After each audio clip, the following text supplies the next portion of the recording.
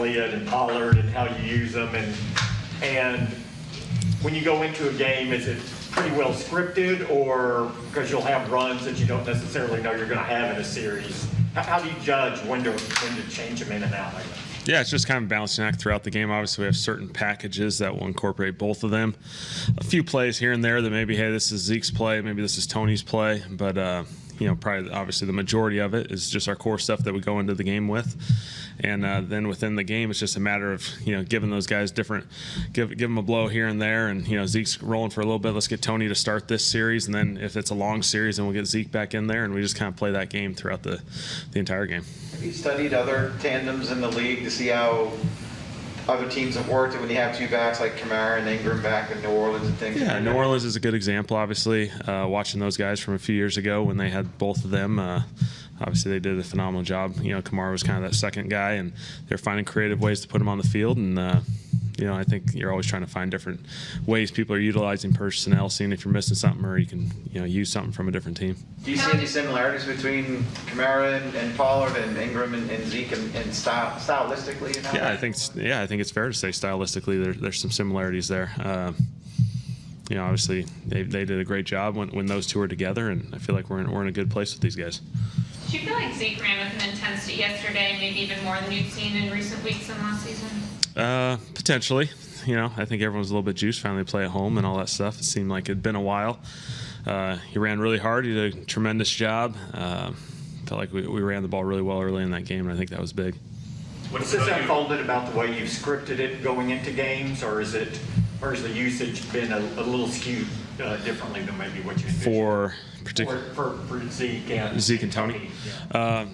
Yeah. I think obviously it's a long season. I think we're just nice 17 carries, 11 carries. I think we always like getting both those guys involved, and as much as we can, whether it's in the run game, pass game, touches or touches, if we can get both those guys, in the double digits at least, that's some good stuff. And every once in a while you're gonna have a game you gotta grind it out, and someone's gonna get 20 plus carries, and that's the way those type of games go. But we want to get both of them involved as much as possible. How do you determine if an offensive lineman can help out at fullback, and what did Connor McGovern show you to make you think, yeah, we could probably put him in there and go for it? He's done a tremendous job for us, obviously playing offensive line, and you're trying to find opportunities for guys to get back in the game. And so Connor's done some nice things for us. We kind of tested it out. He handled it really well early in the week, and so we had a couple plays in there for him, and we liked what turned out to be.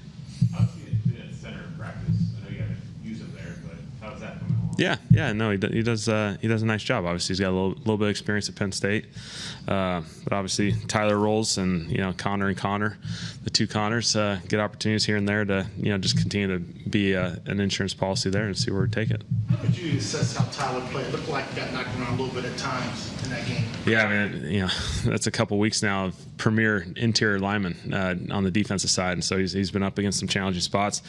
Thought those guys come off the ball. That's as good as you're going to see in the league. And I think as the game progressed, kind of settled in there, got more and more comfortable with it. And obviously, like a young guy, second year in the league, he's going to grow leaps and bounds each and every week and each and every season, certainly as this thing goes long term. When you're helping against Carolina, because it seems that they were pretty good up front as well. Yep. Another good front, and obviously it's going to be a challenge for everyone. And hopefully we take the steps necessary each and every week. When you're preparing for that kind of defensive pressure, what are the conversations like between you and Dak during the week of the balance of staying patient but also having the pocket awareness? Yeah, obviously, again, aggressively take what they give us in the action game. If we can take our shots, we're going to take them. But if not, he does a great job. He finds completions underneath it. If it's not there, if I got to move off the spot and maybe there's a little penetration, find the outlets, and we'll call another one. And so he's done a really good job of that throughout this season. Have you emphasized the opening drives more than you have in the past at all, or how you guys script or approach it? Yeah, I think we've certainly recognized the challenges we had last year as far as not succeeding early in games. I think we've done a really good job probably emphasizing it just verbally and spending a little bit more time in that position. And I think our guys have handled it really, really well, and we've come out, really in last two, but certainly even the Tampa game, first drive was pretty successful. Got stalled out a little bit late, but we've been coming out a little bit better than last year. How much has it followed your script? I don't know if it's 15 plays or whatever, like what you guys usually do these first 3 games. Yeah, always have an opening script. It's not line upon line, it's not one of those. I think, you kind of got to be able to weave and go within the plays there, depending on the hash, depending on the situation, if it's first down, second down. But we kind of use it as a nice roadmap early. We're trying to get all those plays called in the first couple series, and you adjust here and there, especially depending on what the defense does. If they give you something different, you got to be able to adjust from there and take advantage of something else. Did you think Dak scored on that keeper, and what's your understanding about what the officials were saying? I have no idea. I'm already on the Carolina, so I haven't even recapped it a whole lot. But, yeah, obviously we felt like he scored. But, maybe throw a chip in the ball or something. I don't know. Maybe we'll get there. Even looking forward, though, I was going to say, even looking forward, if you've got the official saying, well, we can't see the ball, is that something you have to think about going forward? I mean, you don't want to, hold it up. It's fair to look at it that way. Obviously, it's challenging for those officials coming in from a side. There's, 8 bodies probably on each side, and those guys are coming in trying to find something that is very challenging to see, and so it's tough on them, and obviously, hopefully, maybe we're in that situation. It's a touchdown next time. Kellen, do you believe in a hot hand at play calling? Do you have one? A hot hand. I think when our offense is in rhythm, I think that's the biggest thing. When we play with tempo, we've been preaching tempo really forever, but it's just that pace of play. We want to get in and out of the huddle. If we're in the huddle, we want to break the huddle fast, get to the line as quickly as possible, apply pressure. And, I'm always I want to get the play to Dak as quickly as possible so that we don't want to be breaking the huddle, getting to the line of scrimmage, taking our time, snap the football at 5 seconds like that. That's not helping us. We want to play as fast as possible, mix in the no huddle, and play that way. And I think when our guys play with that amount of pressure that they're trying to apply, I think it makes us all kind of get in the groove. Do you have a time that you want the guys to be at the line of scrimmage on the play clock? Every play's a little bit different. Obviously, if you can get them up there, you're shooting for 20 seconds, a ton of time. You got all the time in the world, but there's different plays. There's going to be shift and motion plays. There's going to be plays where maybe we have to look at the defense. We may have to make an adjustment or two. And there's plays where, hey, we're just going to break the huddle, get to the line, snap the football as quick as possible, and go. And so I think that change of pace, keeping the defense off balance, is something that we always try and emphasize, that we're controlling the tempo here and playing with that. Is there ever a benefit to take the clock all the way down to the end so you can see and they kind of have to declare, or do you rather avoid that? There's times for that too, yeah, certainly. There's times where you're going to want to have the chalk last, as we say, and make sure we got the perfect play in a particular situation. And there's other times where, hey, we got a good play, we feel very comfortable about it, break the huddle, snap the football, and let's just go. I know it's not abnormal for y'all to talk to people on the other side during warm-ups, but it seemed like you got a lot of time to talk to several people with the Eagles yesterday. We were talking about the interviews, and what was it like to see them again? Yeah, it's just there's some people I've known there for a really long time, even for the last couple of years, even back when I was playing in other places. As you're around this league, you get to know a lot of people, and so it's great to see those people. Obviously, spent a little bit of time with them last year, but that's part of this thing. It was fun. There's no part of you that said, all right, I'm going to show you what you're missing or anything like that? No, I'm good. I love it here. From your perspective, is there anything that is there a certain thing that defense could do to shut you guys down? Or do you feel like it really doesn't matter what the defense does? Yeah, I'd certainly hope we have an answer for everything. That's the goal, and I think that's part of the games. There's going to be games where you kind of know what the defense is in. It's about executing, playing fast. There's going to be adjustments that sometimes happen. The team's going to give you something different, and hopefully we got enough tools in the toolbox so we make those adjustments quickly within a drive, not waiting forever to get to those adjustments, and we go. Monday was last night a little bit like that, because Mike had said they kind of showed 2 different styles of play in the first 2 weeks. Was there a little bit of a guessing game there early on? Yeah, I think just early how they'll play. Obviously, they're in a circumstance where it's a new staff. There's not a lot of film of them playing any defense. They played week 1, week 2, somewhat different styles, and so we were kind of going with the expectation that we may have to make some adjustments as we go here, and hopefully have enough answers there and we can adjust quickly. Schultz led the team in receptions yesterday. What was your overall impression of his performance, and what stands out about his yards after catch ability? Yeah, did a really good job. Run game, pass game. He's just a steady, smooth guy that does a lot of good things for us and very reliable. One touchdown early, we were able to kind of get him opened up, and then the second one was really all him, catch that thing and make plays. Looked like Zeke out there in the open field for a play, and that was pretty awesome. Broadly speaking, what's the value of tempo? I know it seems like really important to your philosophy as a coordinator. What's the value of tempo? Yeah, I think it's just the urgency in which we play, and I think the most important thing is that we control the tempo and we're varying the tempo. I think if you play one speed, if you play one speed and it's super fast all the time, well, the defense kind of gets used to that speed. That's the speed in which you play.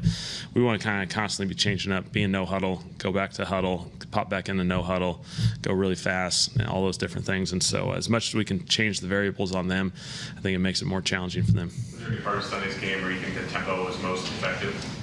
Yeah, I think obviously those long drives, as you go into a drive, defenses get worn down, and we kind of know when the ball is obviously going to be snapped, and we can play a little bit faster for a few plays, and then maybe it slows down a little bit, switch personnel, and then pop back into it. And so I think those long drives, that's when you can wear people down with the tempo aspects of that thing, and that's the fortunate thing for us. We've had a healthy dose of these long 10-play drives that we can kind of grind it out and have some success. On the practice field, do you guys use like a timer or any sort of other mechanism just to ensure that it's as fast as it needs to be when you're trying to control it? Yeah, they still do the play clock throughout practice, and just so we're kind of constantly checking on it. But I think our guys have done a tremendous job with the tempo aspect of it, and we're always pushing it, and we're going to keep trying to push it. So.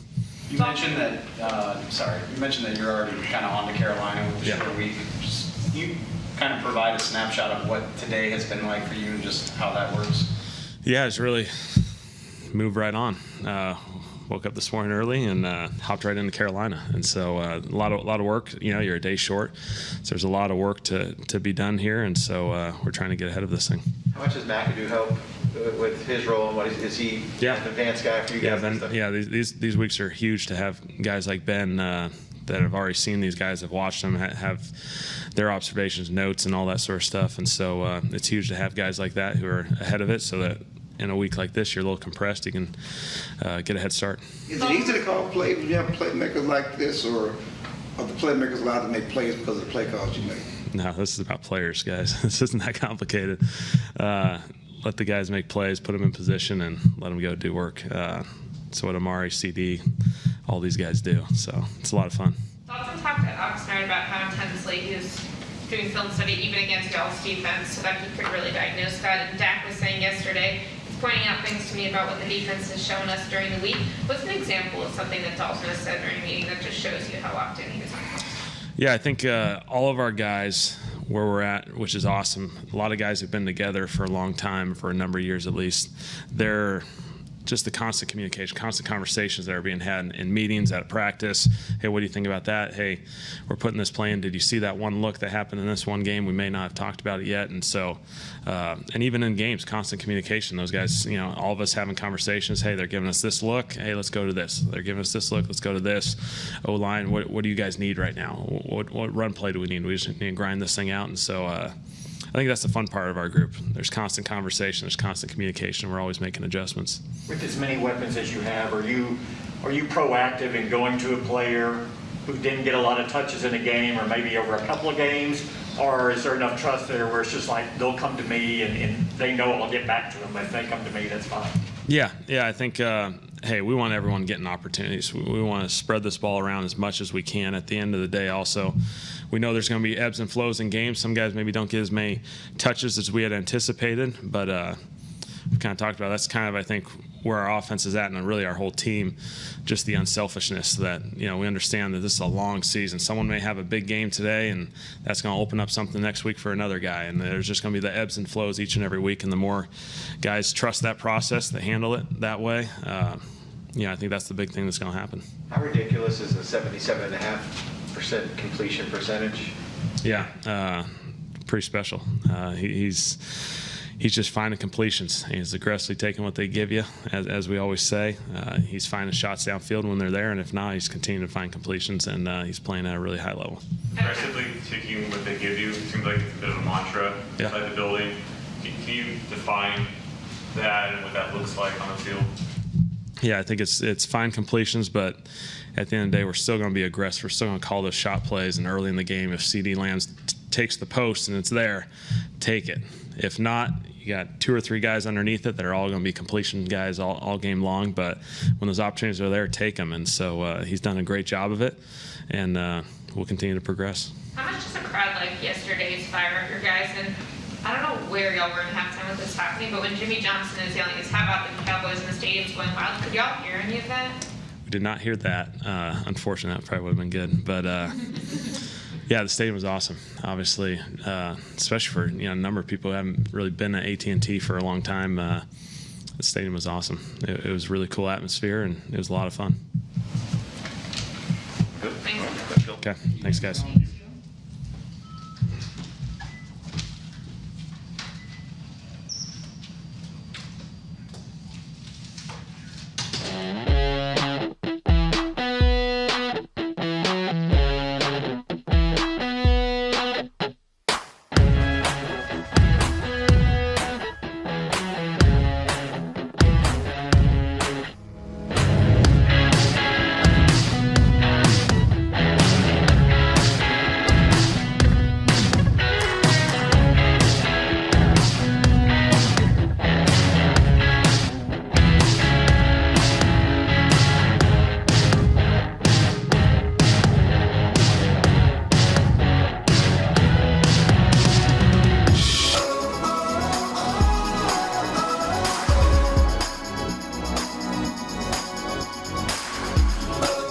Well, I thought getting into today, where we're at, I thought, kind of what I saw, I think our team, defensively, we're starting to connect stronger.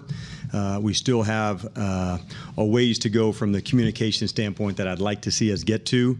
There's definitely still some on-the-job training, but we will get there. But I think we did take a step, into that space to keep going. But here's what I know: we can play faster in terms of what your key is, how you can go. We're still giving up too many big plays, for our liking. So those are the things. There's a lot to do, but that's kind of also the fun part of this, is to see guys grow and see where we're going. I was proud of some of the guys who went into new roles at defensive tackle, defensive end, at linebacker, at safety. And so there's a good thing when you have prove-it moments, as a player, and you get to step into a role and show that not only are you ready to do it, but you can thrive at it. I think that's a big deal. And I thought the coaches did a good job of making sure. I think I've always felt this way for players, that this is not talking about what he can't do, but what he can do, and finding roles for people that have unique stuff. And so that's what's fun about this defense as we're growing, of finding guys and putting them in different spots. You saw it with Mike. I was certainly proud of him over the last couple of weeks of playing a leading role at defensive end.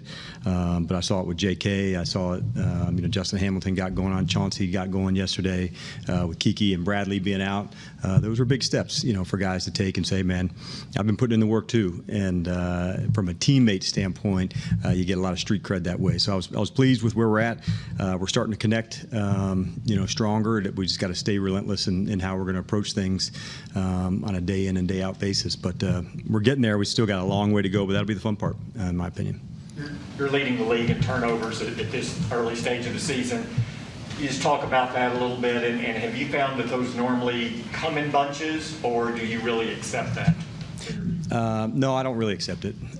It's a good thing to say when you don't have any, and you say, they're coming, just hang in there, And so for me right now, I say, no, like pedal downhill right now, like go get more, because there was absolutely chances for us to have the ball more yesterday. But I think this is an example of, trust in your training. These guys, the assistant coaches and the players, put in a tremendous amount of work through Mike. You see pre-practice jugs machine, post-practice jugs machine, ball drills, fundamental work. So I think this is a byproduct of really trust in your training. Is it you don't get them all the time, but you want to put yourself in position to have a mindset to do it. And at practice, you got to go take your chances to say, is this a play I can go make and be in the right, technique to do that. So there's a little testing that you have to go through out of practice. You talked about, how you've had to mix and match and use different guys because the guys are guys. Does it excite you to know that you're playing this well and you've done this play, can't get better, but you still got Neville on the come, and you still got DeMarcus Lawrence on the come, and you still got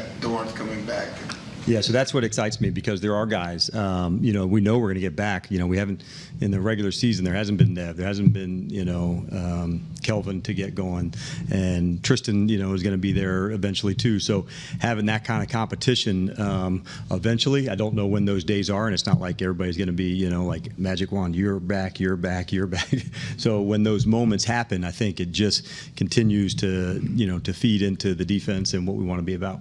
How have you seen Osa grow from when you first saw him at Oxnard to where we are right now? You know what? I've always known that Os coming in, he's a very deliberate practicer. Like when he wants to work something, you see him work it. He does it in pre-practice. You see him talking to himself to say, this is what I want to do. And that type of deliberate practice, I see it paying off onto the field. And I would say he probably played his best game, last night. But I also would say it was his best week of practice. And it's, like a guy like him just needs reps and time to go. But we really count on him in the front. And Chauncey will be that way too. The two of them are very mature guys and are able to handle everything mentally. So now it's what works, what doesn't work, how do I go? And Osa specifically, you can imagine, playing against a guy like Zach in the trenches on a regular basis, you find out what works and what doesn't work pretty quickly. And so I've been pleased with where he's at, and I think the arrow's just going up for him because he does have quickness like a defensive end, but that's why we moved him down inside, and that's what he showed at college. And so now it's just a matter of like taking some of those skills and turning it into, what we think he can be. And it's a fun part of that because rookies sometimes don't even have a vision of what they can be, and it's up to us to help bring it out of them and say, this is where we think you can go. And he's super deliberate in trying to get better, so I like that about him. Does it take a while for young guys to learn how to practice and take that to It does, yeah, because so many times they were able to just impose their will in college. Like, I'm just going to, drive this guy back and win. And like, you could try that once. Okay, this is a new program. So what I have seen from him is he takes to the coaching. He works at it extra. But really, he's off to an excellent start about where I think he can go. And the fun part about when you have a young player is you do get to, there's no other habits other than this is how we're going to go do it. And I think he's an excellent example of that. The guys playing safety for you, Dan, have any of them made you, as you watch him, go, hey, I didn't know he could do that? I wouldn't say they made me say that, but I'm saying, man, it sure looks good to see Malik make some plays. I've always had a sense about J.K. and his ability to guard tight ends and be down and be physical, but I would say I didn't have tons of experience with him blitzing, and I think that's one part of his game that I've recognized to say he's an excellent blitzer as well. So I would say those two have probably stood out to me in that spot. Randy Gregory didn't have any sacks last night, but he was pretty relentless with his pressure. He drew 3 holding penalties. What stood out when you evaluated him? I think that's what it was for him, just staying relentless and missing last week. I wasn't sure where he was going to be back on the conditioning, on the stuff to go, and so I thought he did an excellent job. But I just felt his energy, I felt his get off, and as you referenced earlier about the the forced holding penalties, one was a completion, it came back, I think it was like a second down that went to a 2nd and 20. So those ones are big plays, and you probably saw him lined up at a number of different spots last night, from over the guards, over the tackles, and that's another part of his game that we want to continue to develop too. You mentioned the big plays weren't to your liking there, and Yep. I think it was 255 yards on 10 plays. When you evaluate it with your players, how much do you focus on those 10 plays versus the other 43? Well, yeah, certainly a lot, to be honest with you. But what I would say is, what I do know about some of those plays, obviously you want to get them corrected right away. So those are the ones we hit right on the sideline, or when we're in the locker room together. A few of those we thought had some communication components to it that we could be better. Post snap, where's it going? How do you get it? The call communicated to the next player. So those are the things I'm referencing to say tighter, sharper, even more accurate to go. Some, you got to give credit to them too to say, hey, this was a good play, a good scheme to design. But that's what I'm kind of thinking as we're growing on the job.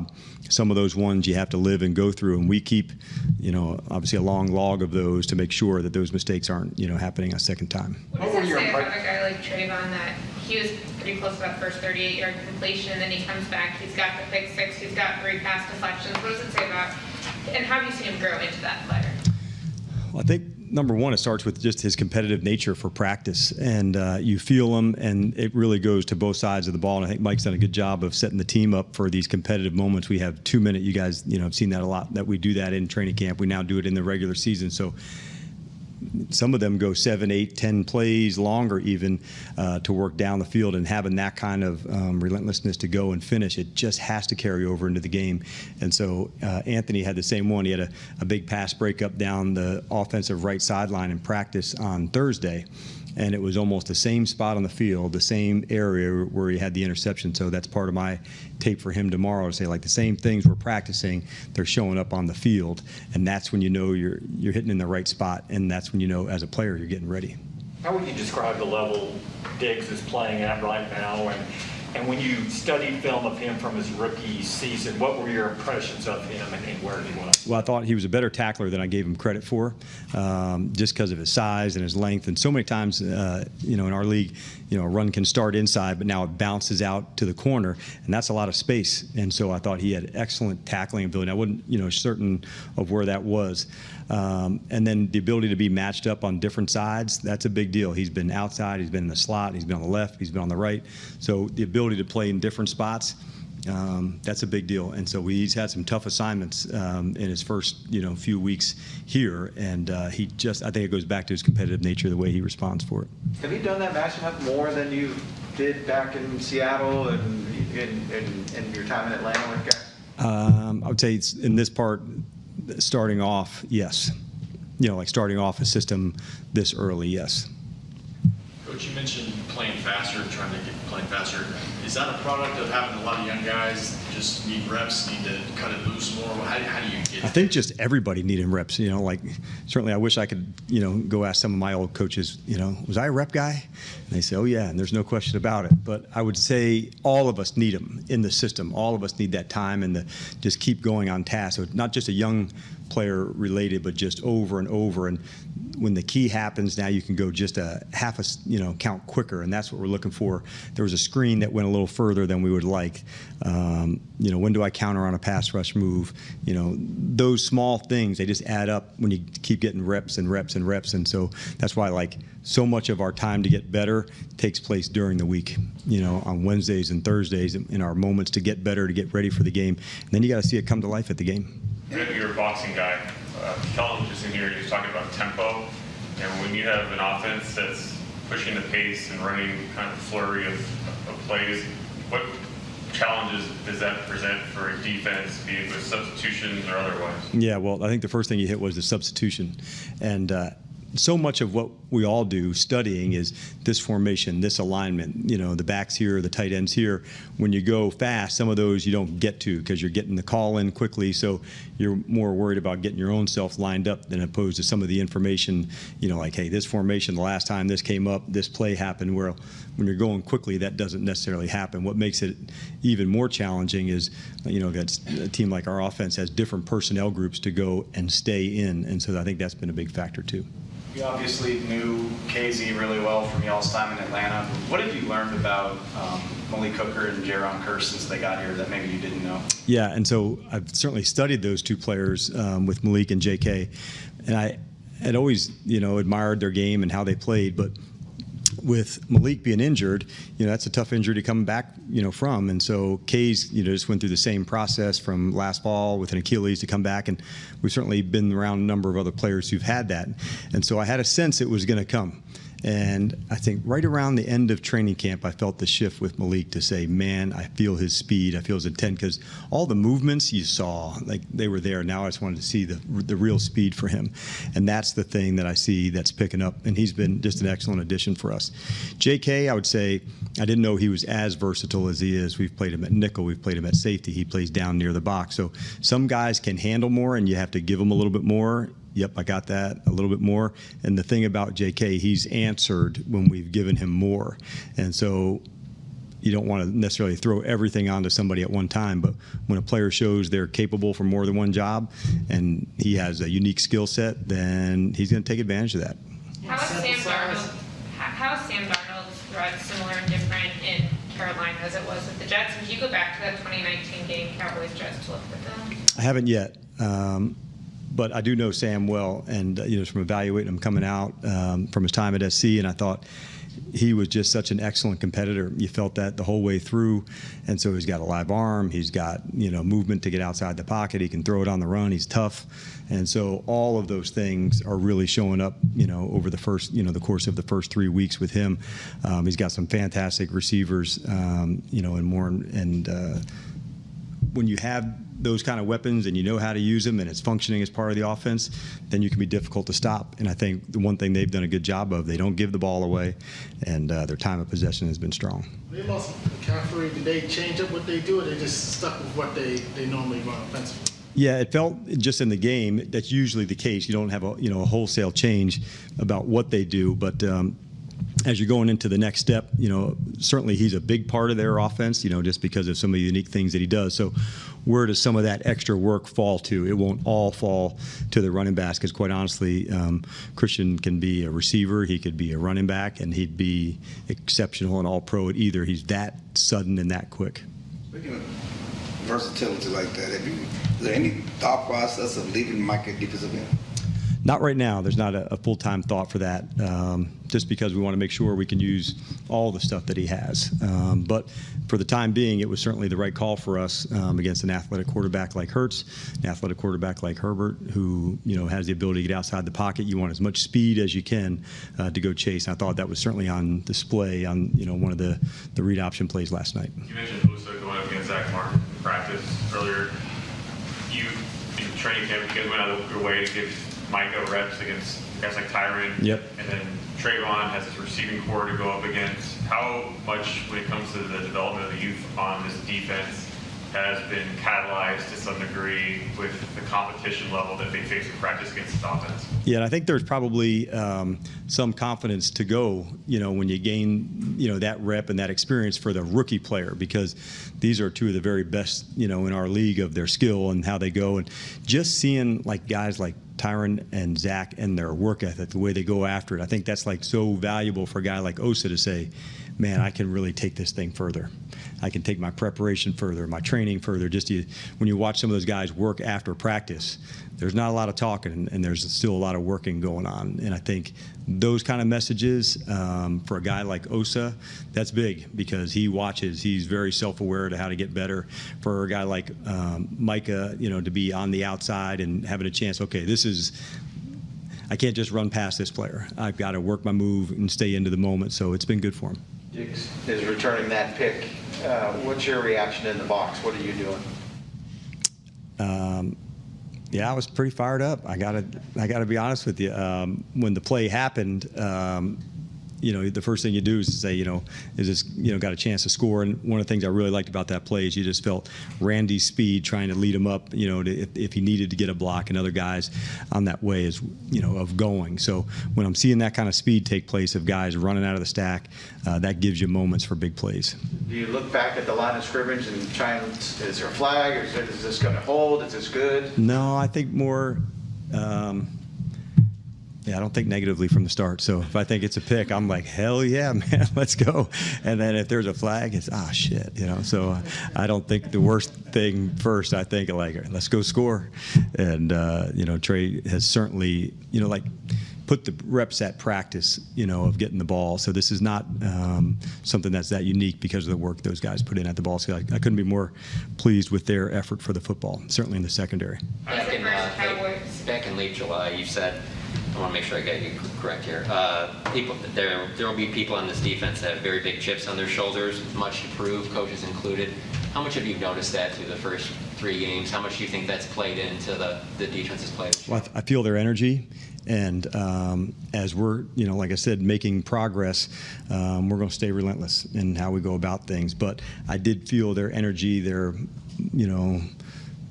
want to get going. And one of the things during the week, we say the process takes care of all the learning. So what do you do on Wednesday? What do you do on Thursday, Friday, Saturday? So by the time we left practice on Saturday, I knew we were in a good headspace because there were very few corrections that we had to go back and review on Saturday.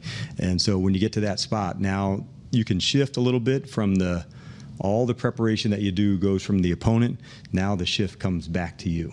and say, now they got to deal with me and my energy and the way that I play. Because all week it's the opponent, and how do you go and what's the look and how do you play?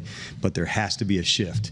And I had a good sense after that practice in this past week, it was Sunday, that the shift was going to take place for us to play really fast. And it all does give you a chance to play well, but certainly having our offense have some long drives and go back out, get a couple, quick stops, that's a big part of, of playing well. And, we were certainly fortunate our offense was able to do that. Do you remember whether you coached a player before who has gotten interceptions in each of the 3 games? And does it become more difficult at all because quarterbacks start knowing, like, this is someone to watch? That's a good question. I'll have to look. It would certainly seem like Sherm would have been one that would have been up for that award of 3 in a row. And I don't know if it necessarily, like each game's unique, and sometimes, as the season comes on and you get more and more, do you not try this guy? But quite often zones, you got to throw to, where you think the read takes you. And so it's not like you can run a route and say, well, he's open, but I'm not going to throw it. So I wouldn't say it necessarily cuts you off, but I would say there's an awareness, for a guy, like you may not try a double move on someone because like he has picked that play before. So there may be less attempts, if that makes sense, but not, hey, I'm not going to throw it over there. All right, you guys have a good one. See you next week.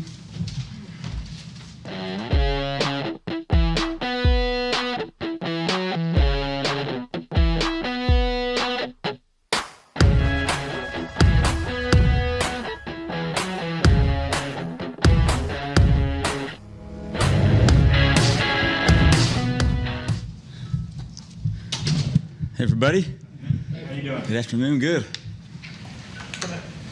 Sometimes the games, the way it unfolds with what's going on offensively and defensively, where special teams aren't going to have as great of an impact potentially. Was last night one of those games, and how do you just focus on the coverage units in that situation, or how do you kind of go from there? Yeah, it was one of those games where just a great football game. And I think just a normal play, just a normal punt is always potentially a big factor. And I thought our guys, covering did a good job of turning the field over. I don't know what our net was a couple of times, but it felt like we were running and, competing and turning the field. But the kickoff return was kind of negated just with the touchbacks. But it feels like every play, no matter if it's 4th and 8 with 2.5, 5 minutes left in the second quarter, feels like a big play. So, yeah, what a game. What a game. There was a punt from your guys on 6 where Anger, I wanted to see it probably wasn't a coincidence, but he directionally puts it towards CJ's side. Yep. And then the holding call and the -5 return, it ended up being like a net of 70. Can you just kind of run through that and the significance for field position? Yeah, we worked on backed up punts quite a bit where we're inside the 5 because it has a little bit of a bearing on protection. And, we wanted to punt it to the right, and we wanted to put CJ over there to the right. And we had a game plan for Brian, how we wanted him to punt it, and Brian had a great game. I mean, he nailed it with the distance, direction, hang time.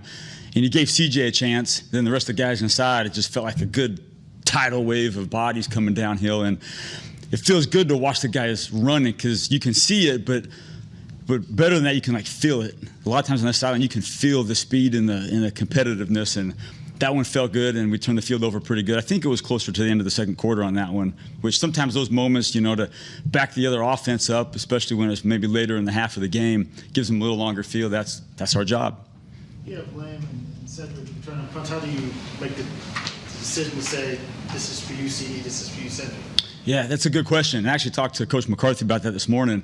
We kind of call Cedric our utility man on punt return, where he can come inside and rush, hold up, go outside and block the gunners, or return punts. CD, of course, is just to return punts. But to decide which one is the one who's actually returning punts, to be honest with you, sometimes I let them choose. I mean, they're great buddies. They got great chemistry, and they kind of have a feel for each other. Who wants it? Maybe CD's got a big load coming up on offense on this next series, so Seth will take it, or vice versa. So really, most of the time, I let those guys kind of buddy system it. And I feel really confident with whatever they want to do, to be honest with you. Philly went after it last night on a punt, and then you guys just handled your business there. Did you notice that at all with them? On one of their punt rushes? Yeah, they came after one. We did okay. there's a little bit of an error that we'll take care of on Thursday for sure. Did you go after their punts and they just kind of stopped you, or was that, or you did not do that this week? Yeah, I mean we mixed it up pretty good. I think most punts there's an element of pressure, whether it's bringing 1 or bringing 8. Sometimes everything in between. So not to give away too much, I think every punt return has most of the time some element of between 1 or 8 coming. Sorry to kind of stay on the fence with that one. They had a punt coming out of their end zone, and Cedric was your returner. You're right on midfield.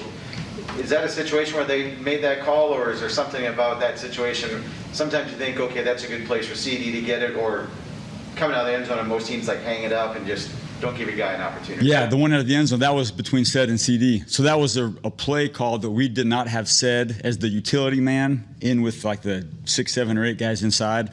So between Ced and CD, I love how they actually choose kind of who's feeling it. And that's what they went with, to be honest with you. I told Ced and CD, I said, hey, this is the play call, and you guys go back there. Ced, I don't need you inside. We're covered with the 8 inside, and whoever's back there, this is the call, and give it a run, man. And it's really cool to be able to have 2 guys that can do that, because I haven't had much experience with a buddy system at punt returner. But I think it's a good tactical way to use 2 really good guys. Would you say a little more about anger, how you feel he hadn't had a lot of punts, thank goodness, the first couple of weeks, but not just last night. How's he been performing overall? He's been outstanding. I mean, I go back 10 years ago when he came out for the draft, I worked him out, pre-draft, and I've always had an eye on him, and I've always thought he's been just a really prolific punter. With the operation is really good, his ability to put hang time on top of some good distance. And I think one of the best things he did yesterday was his ability to hit the ball directionally. I mean, he really fed our gunners to the direction that we asked him to punt it. And we've been working really hard on the distance, which he's got, the hang time, which he's got, but now matching it with some direction. And I thought he had a fantastic game last night. Really, really proud of him. And he's a really hard worker, and he's doing a really good job holding too, which is something that punters got to be able to do.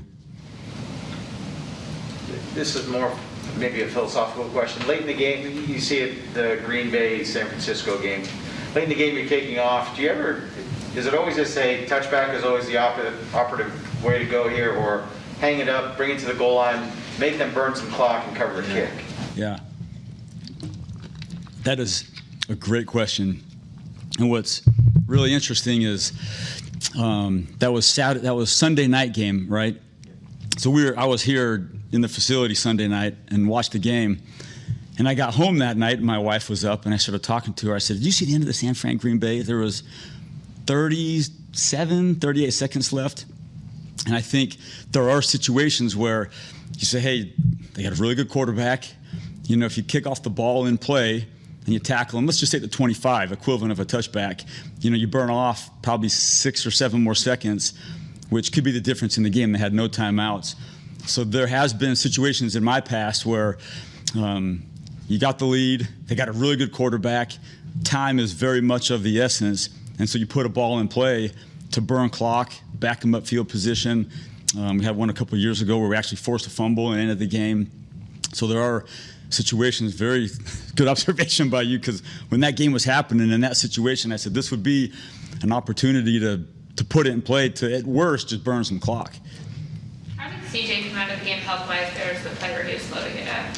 Yeah, he kind of got his hamstring on that kickoff. We got him back in for a gunner rep after that because we thought he was good, and then he could have gone back in, but I think you noticed in the fourth quarter we kept him out, and a lot of that had to do with kind of where the game was at. So we got Nashawn Wright in there, we got Izzy Mukawamu in there. So we got some young guys, some reps, just because we wanted to just be smart. He's going to be fine, but we just felt like let's not push it because there was actually a lot of running in the game. We kicked off 7 times. Even though there's touchbacks, there's still a lot of running. We punted 4. We had 6 punt returns. So there was a lot of running for those guys, and the hamstrings were starting to be felt by a lot of the high-speed runners. So short week, and they'll be pros, and they'll be ready to go on Sunday. What dictated that being such a touchback-heavy game for you guys? Just letting Greg swing, to be honest with you. I think last week keeping him in just a normal swing at it rhythm helped him with the field goals. And I kind of evaluated myself, to be honest with you, when I had him pull some of the kickoffs back to maybe place him and put some balls in play. I felt maybe that got him out of rhythm a little bit. I could be way overthinking it. But going into the Charger game, I said, let's just let him swing at it. Don't tell him to put it too deep on the 2-yard line, directional. And he kicked it good against the Chargers. I said, let's stay with the same, mindset, whether it has anything to do with anything or not. Just let him swing at it. And he hit him good, so we just let him hit it good. All right, thanks, guys. All right, thanks.